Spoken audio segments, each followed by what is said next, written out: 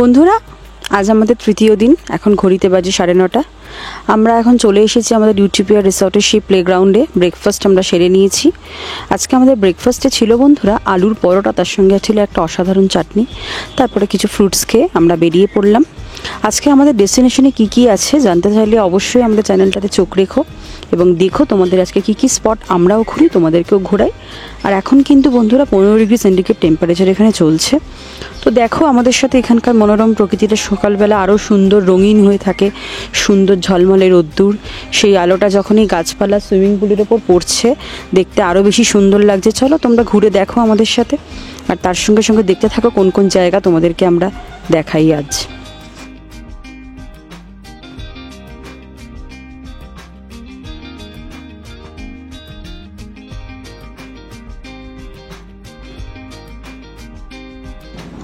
বন্ধুরা, চলে এলাম আমাদের ফার্স্ট ডেস্টিনেশন। আজকের ওয়েদারটা ভীষণ সুন্দর, পুরো রোদ্দুর ঝলমল করছে। টেম্পারেচার আছে, যার জন্য ছাতাটা ক্যারি করছি, বাট একটা সুন্দর দমকা হাওয়া যেটা সবসময় এখানে চলে, যার জন্য রোদ্দুর থাকলেও সবসময় একটা খুব প্লেজেন্টেবল ওয়েদার থাকে। তো আমাদের ফার্স্ট ডেস্টিনেশন হচ্ছে আজকে হিল ভিউ পার্ক, দারিংবাড়ি, যেটার এন্ট্রি ফিস আছে 10 টাকা করে। তো 10 টাকা করে আমরা টিকিট কেটে ভেতরে ঢুকবো। চলো আমরা ঘুরি, তোমাদেরকেও দেখাই কি দেখছি ভেতরে।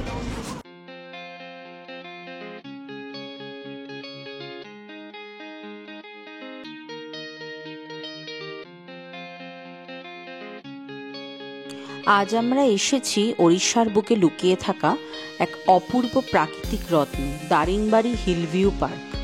দারিংবাড়ি, যাকে বলা হয় পূর্ব ভারতের কাশ্মীর, সেই ঠান্ডা ও সবুজে মোড়া পাহাড়ি শহর থেকে মাত্র 3 কিলোমিটার দূরে অবস্থিত এই পার্ক। গাড়িতে 5 মিনিটের মধ্যেই তোমরা চলে আসতে পারবে এই শান্ত আর নির্মল জায়গায়। পাহাড়ের বুক চিরে গড়ে ওঠা এই পার্কটি ঘন জঙ্গলে ঘেরা, আর এখান থেকেই দেখা যায় পূর্বঘাট পর্বতমালার অপূর্ব সৌন্দর্য। চারপাশের সবুজ পাহাড়, মাথার উপর খোলা আকাশ, আর মাঝখানে তৈরি করা হয়েছে এই দারুণ হিল ভিউ পার্ক, যেখানে দাঁড়িয়ে তোমরা দেখতে পাবে পুরো দারিংবাড়ির অপরূপ প্রাকৃতিক দৃশ্য। এটি অবস্থিত ওড়িশার কন্ধমাল জেলার মাঝে, ভারতের ইস্টার্ন ঘাট রেঞ্জেসের কেন্দ্রস্থলে। আর সেই কারণেই এখান থেকে দেখা যায় পাহাড়ের এক অনন্য রূপ, যা সত্যি মনোমুগ্ধকর। চারিদিকে ছায়া ঘেরা গাছ, সাজানো গার্ডেন, সুন্দরভাবে বানানো বসার জায়গা, হাঁটার পথ, সবকিছুতেই এক ছিমছাম পাহাড়ি ছোঁয়া।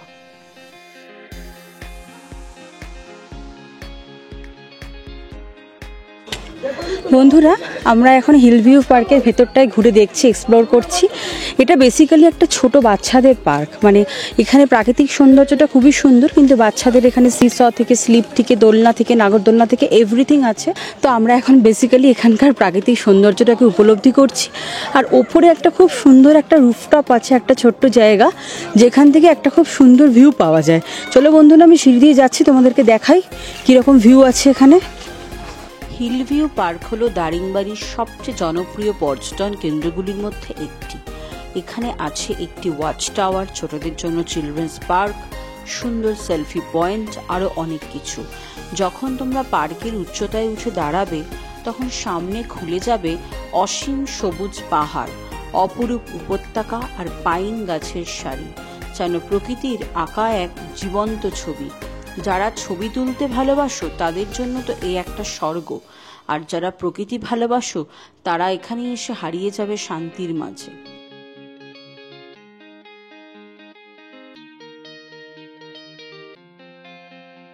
বন্ধুরা, আমার সব থেকে প্রিয় জিনিস, যেটা আমি দার্জিলিংয়েও চড়েছি, আর সব থেকে বড় কথা সিমলা, কালকা টয় ট্রেনের অভিজ্ঞতা তোমাদেরকে আমি ব্লগে শেয়ার করেছিলাম। এখানেও একটা ছোট্ট মিষ্টি টয় ট্রেন আমি পেয়ে গেলাম, কিন্তু এখানে কোনো ড্রাইভার ইঞ্জিনিয়ার দেখতে পাচ্ছি না যে আমাকে চালিয়ে কোথাও নিয়ে যেতে পারে। তো আফটার অল আমি আমার টয় ট্রেনের স্বাদ পূরণের জন্য উঠে বসলাম। খুব সুন্দর একটা টয় ট্রেন, একটা মনোরম পরিবেশ প্রকৃতির, তার মধ্যে আমি এরকম উঠে বসেছি। আমার ভীষণ ভাল লাগছে, ভীষণ ভাল লাগছে। কিন্তু টয় ট্রেনটা যদি আমাকে কোথাও নিয়ে যেত তাহলে আমি সব থেকে বেশি খুশি হতাম। তো সেটা আনফর্চুনেটলি হচ্ছে না। বাট টয় ট্রেনটা দেখে, টয় ট্রেন একটা রাইডের কথা ভেবে, সেই রাইডের অনুভূতিটা নিয়েই আমি খুব আনন্দ পাচ্ছি, আর খুব ভাল লাগছে টয় ট্রেন এখানে পেয়ে গেছি। বন্ধুরা, হিলভিউ পার্কের উল্টো দিকে আমি চলে এসেছি। হিলভিউ পার্কটা পুরোটা দেখালাম, দেখিয়ে বেরিয়ে এলাম। বেরিয়ে এসে দেখলাম ঠিক তার অপোজিটেই আছে বাটারফ্লাই পার্ক। তো গেটে একটা বড় বাটারফ্লাইয়ের ছবি আছে। এখানে কিন্তু এন্ট্রি ফিস লাগে। এন্ট্রি ফিস হচ্ছে পার হেড 15। তো 15 টাকা করে টিকিট কেটে আপনারা ভেতরে ঢুকতে পারবেন। আর গেটের মধ্যে দেখুন, যেহেতু বাটারফ্লাই পার্ক নামেই আছে, তো সেই হেতু দেখুন পুরো বাটারফ্লাইয়ের ছবি দিয়ে ঘেরা আছে। চলুন দেখানো যাক কীরকম আছে। এটাও একটা নেচার পার্ক। সবুজ পাহাড়, ঠান্ডা বাতাস আর প্রকৃতির অফুরন্ত ভালোবাসার মাঝে দারিংবাড়ির বুকে লুকিয়ে আছে এক রঙিন স্বপ্ন, বাটারফ্লাই নেচার পার্ক। এই পার্কটি দারিংবাড়ি শহর থেকে প্রায় 3 কিলোমিটার দূরে আর অবস্থিত একেবারে হিলভিউ পার্কের ঠিক উল্টো দিকে। এই পার্কটির সূচনা হয়েছিল 9ই মার্চ 2016 সালে ওড়িশার বলিগুটা ফরেস্ট ডিভিশনের উদ্যোগে। এই পার্কের সব থেকে বড় আকর্ষণ এর রং বেরঙের প্রজাপতিরা। প্রায় 20 থেকে 30 ধরনের প্রজাপতির দেখা এখানে মেলে, যারা মূলত বসন্ত আর শীতকালে এখানে এসে রং ছড়ায়। ওড়িশা রাজ্যের বন দপ্তরে এই পার্কটি তৈরি করেছে প্রায় 4 হেক্টর জায়গা জুড়ে। এখানে প্রজাপতিদের জন্য তৈরি করা হয়েছে নিরাপদ আশ্রয় ও প্রজনন ক্ষেত্র। পার্কের ওপরে রকারি গার্ডেনের পেছনের অংশে লাগানো হয়েছে এমন সব উদ্ভিদ যেমন জবা ফুল, গন্ধরাজ পাতা, সাইট্রাস, সোনাঝুরি, ডুমুর, তাল গাছ, আম, পেয়ারা আর বাঁশ। এই গাছপালাগুলোই প্রজাপতির টানে এখানে আশ্রয় নিতে আসে। শুধু তাই নয়, পার্কের মধ্যে রয়েছে একটা সুন্দর ঔষধি উদ্ভিদের বাগান, যেখানে প্রাচীন গাছগাছরা আর তাদের ব্যবহার সম্পর্কে জানা যায়। একটি গোলাপ বন আর আছে কুটিয়া কন্ধ আদিবাসীদের জীবনের প্রতিরূপ, যা আমাদের নিয়ে যায় উড়িষ্যার মূল উপজাতির সংস্কৃতির গভীরে। আরও একটি গুরুত্বপূর্ণ বিভাগ হলো এলিফ্যান্ট অ্যাওয়ারনেস কর্নার, যেখানে মানুষ হাতির সহাবস্থানের বার্তা দেওয়া হয়। সবশেষে এক আধুনিক সংযোজন 3D হল, যেখানে দর্শনার্থীরা প্রাকৃতিক জীববৈচিত্র্য নিয়ে 3D অ্যানিমেশন ও ভিডিও উপভোগ করতে পারে।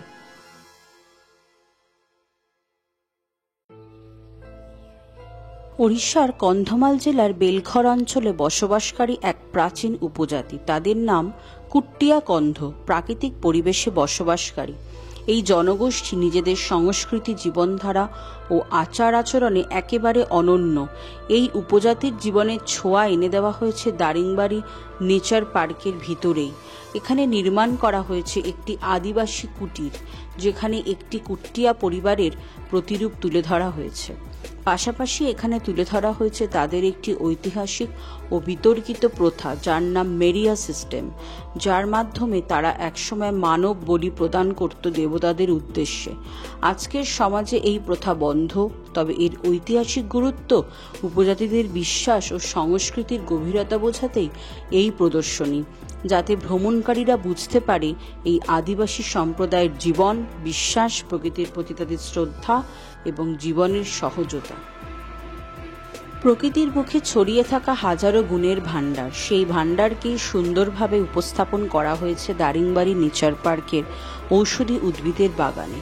এই ঔষধি উদ্ভিদের বাগান গড়ে তোলা হয়েছে স্থানীয়ভাবে পাওয়া যায় প্রায় 50টিরও বেশি প্রজাতির ঔষধ গাছ, যেমন তুলসী, অশ্বগন্ধা, হরিতকি, ব্রাহ্মী, যাদের প্রত্যেকেরই আছে ভিন্ন ভিন্ন চিকিৎসাগত গুণ। এই বাগানটি সাজানো হয়েছে এক বিশেষ উপায়ে। গাছগুলিকে বসানো হয়েছে বৃত্তাকার বিন্যাসে, আর বৃত্তের কেন্দ্রে তৈরি করা হয়েছে 2 স্তরের সবুজ টিলার ওপর একটি চারক বর্ণ মূর্তি।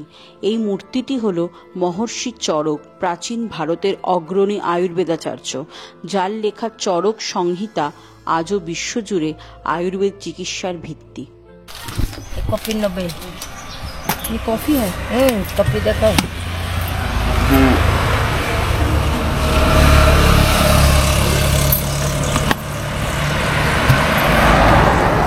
कॉफी এটা মশলা দিয়েছি দেখো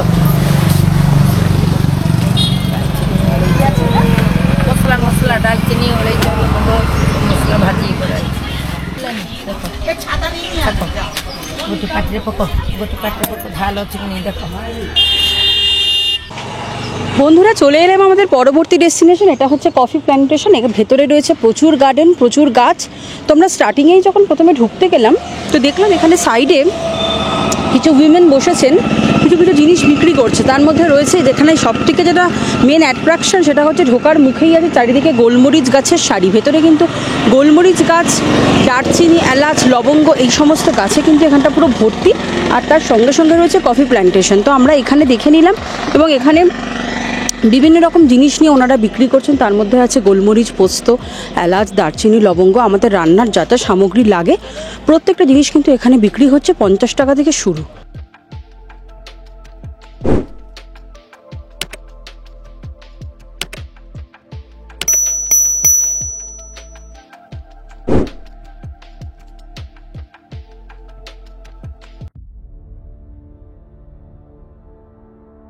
চা নয়, এবার চলুন কফির দেশে। সমুদ্রপৃষ্ঠ থেকে প্রায় 3000 ফুট উচ্চতায় অবস্থিত ওড়িশার কাশ্মীর নামে খ্যাত দারিংবাড়ির এক অমূল্য রত্ন দারিংবাড়ি কফি গার্ডেন। এই কফি বাগানটি দারিংবাড়ি শহর থেকে মাত্র 3 কিলোমিটার দূরে, নেচার ক্যাম্প থেকে 5 কিলোমিটার আর ফুলবানি থেকে প্রায় 105 কিলোমিটার দূরত্বে অবস্থিত। এই কফি বাগানের ইতিহাস শুরু হয়েছিল 1985 সালের দিকে, যখন ওড়িশা বন দপ্তর এই ঠান্ডা ও আর্দ্র আবহাওয়াকে কাজে লাগিয়ে এই অঞ্চলে কফি চাষ শুরু করে। এখানে কফি চাষ হচ্ছে প্রায় 57 হেক্টর জমি জুড়ে। বর্তমানে এখানে 2 ধরনের কফি গাছ চাষ করা হয়, অ্যারাবিকা এবং রোবাস্টা, যারা দুজনেই এই পাহাড়ি অঞ্চলের জলবায়ুতে দারুণভাবে মানিয়ে নিয়েছে। দারিংবাড়ির কফি শুধু ওড়িশার গর্ব নয়, এটি রাজ্য এবং রাজ্যের বাইরেও রপ্তানি করা হয়। এটি ভারতের সবচেয়ে পুরনো কফি চাষের স্থানগুলোর মধ্যে একটি, যেমন চিন্তাপল্লী হিমাচল প্রদেশ এবং আসামের পাশাপাশি দারিংবাড়ির নামও উঠে আসে গর্বের সাথে। কফি গাছের ছায়ায় গজিয়ে উঠেছে গোলমরিচের লতা। একে বলে ইন্টিগ্রেটেড ফার্মিং সিস্টেম, যেখানে একই জমিতে কফি ও গোলমরিচ একসাথে চাষ হয়। তোমরা যদি কখনো দারিংবাড়ি আসো তবে কফি ও গোলমরিচের এই রাজ্যে না এলে তোমাদের ভ্রমণ অসম্পূর্ণ থেকে যাবে। তো বন্ধুরা, তোমাদের কেমন লাগলো কফির গাছ আর একই সাথে ঝুলতে থাকা গোলমরিচের এই অনন্য দৃশ্য? ভিডিওটা ভালো লাগলে লাইক করো, কমেন্টে জানাও তোমরা কি কফি প্রেমী না চা প্রেমী। আমরা ফিরে এলাম আমাদের রিসর্টে, আর এবার সময় ওপর থেকে দেখার এই রিসর্ট আর তার চারপাশের মোহময় প্রকৃতিকে। আমাদের ড্রোন এবার উড়ে গেল আকাশে। আমাদের রিসর্ট যেন এক ছবি। তোমাদের জন্য রইল এই ড্রোন শটগুলির এক ঝলক, প্রকৃতিকে অন্য চোখে দেখার এক অসাধারণ সুযোগ।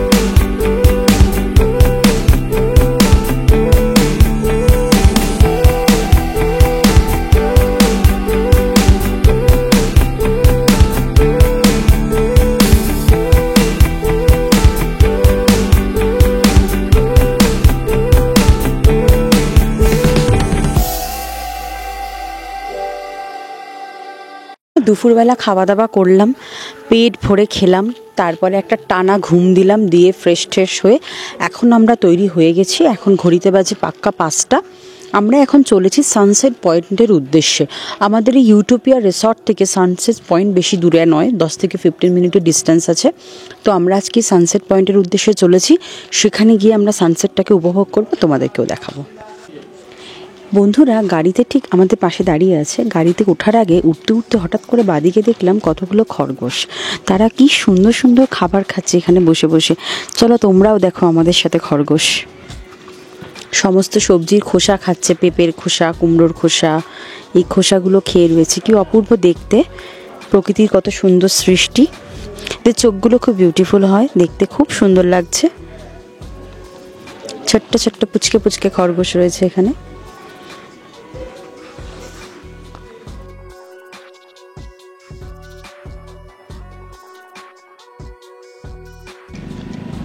আমরা এখন চলে এসেছি সানসেট পয়েন্টে। আমরা প্রথমেই বলেছিলাম যে ইউটোপিয়া রিসর্ট থেকে সানসেট পয়েন্টের ডিস্টেন্সটা বেশি দূর নয়।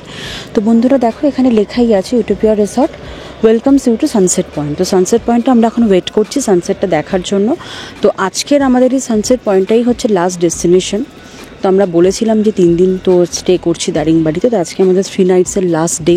কালকে আমরা এখান থেকে চলে যাব। কালকে আমাদের নাইট স্টে হবে অন্য একটা ডেস্টিনেশনে, তোমাদেরকে অবশ্যই জানাবো সেটা। আর কালকে আমরা যাত্রাপথে যে লোকেশনসগুলো দেখবো তোমাদেরকে অবশ্যই সেগুলো ঘোরাবো, আমাদের সাথেই তোমরা ঘুরবে।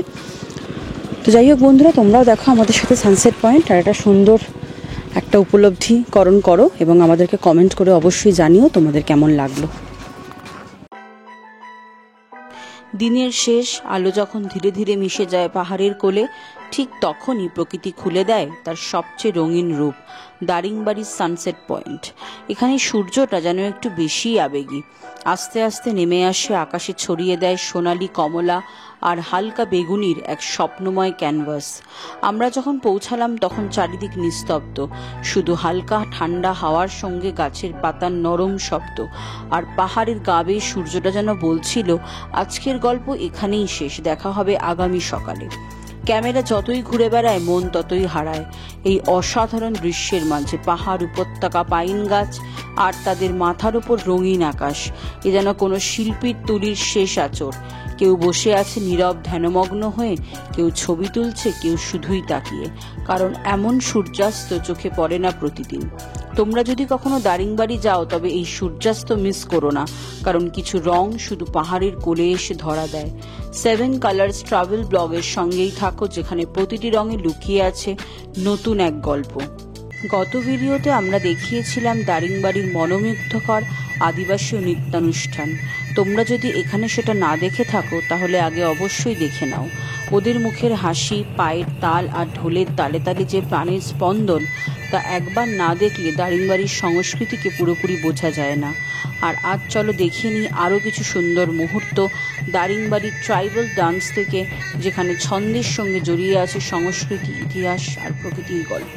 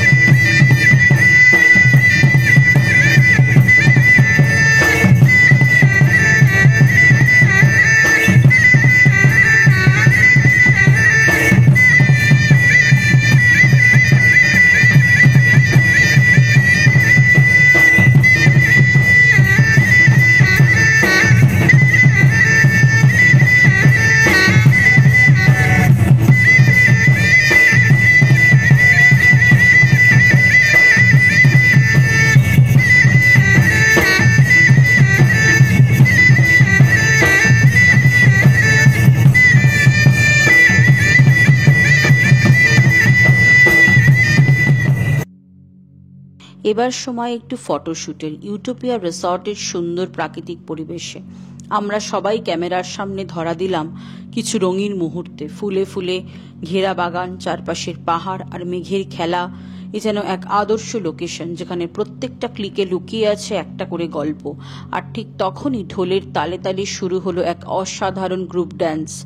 আমাদের অতিথি আদিবাসী ভাই বোনেরা এবার নেমে এলো দর্শকদের সঙ্গে একসাথে নাচতে। রিসোর্টের খোলা প্রাঙ্গণে শুরু হলো হাসি, তাল আর প্রাণের মেলবন্ধন, যেখানে ভিজিটাররাও হাত মিলিয়ে নাচলো একই ছন্দে, একই উল্লাসে। এটাই তো দারিংবাড়ির আসল সৌন্দর্য, সংস্কৃতি আর আতিথেয়তার এক অনবদ্য মিলন। ক্যামেরা চলছিল, কিন্তু মনে হচ্ছিল সময় যেন থমকে গেছে এই আনন্দে।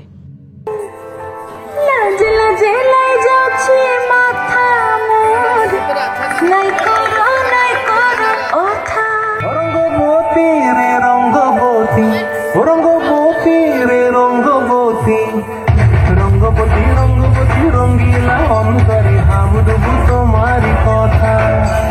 রঙ্গবতী রঙ্গবতী রঙ্গিলা অন্তরে হাবুডুবু তোমারি কথা।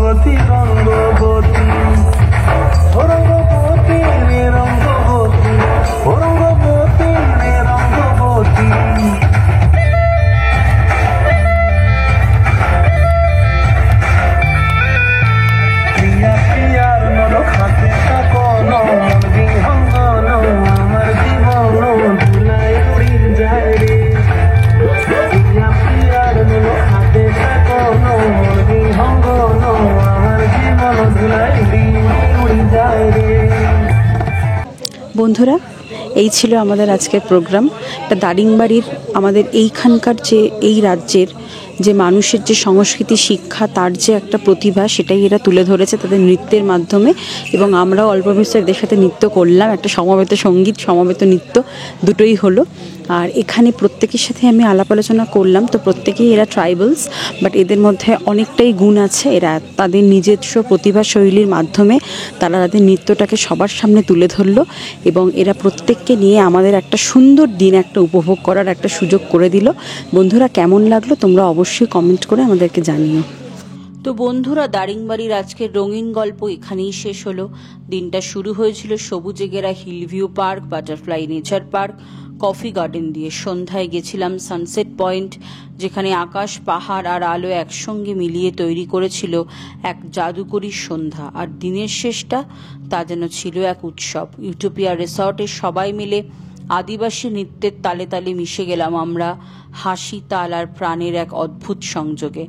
আজকের মধ্যে কোন জায়গাটা তোমাদের সব থেকে প্রিয় লাগলো? কফি গার্ডেন, ট্রাইবাল ডান্স না সানসেট পয়েন্ট? কমেন্টে জানাতে কিন্তু একদম ভুলো না, কারণ আমরা সবগুলো কমেন্ট পড়ি ভালোবাসা নিয়ে। ভিডিও ভালো লাগলে একটা লাইক দাও, বন্ধুদের সঙ্গে শেয়ার করো। আর এখানে এখনও যদি সাবস্ক্রাইব না করে থাকো তাহলে চটজলদি সেই সাবস্ক্রাইব বোতামটা চেপে দাও। সামনে আসছে দারিংবাড়ির আরও অজানা রত্ন, আরও গল্প, আরও রং। 7 কালার্স ট্রাভেল ব্লগ থেকে আজকের মতো বিদায় নিচ্ছি। তোমাদের ভালোবাসায় আমরা রঙিন। ভালো থেকো, ঘুরে বেড়াও আর জীবনের প্রত্যেকটা রঙকে ছুঁয়ে দেখো।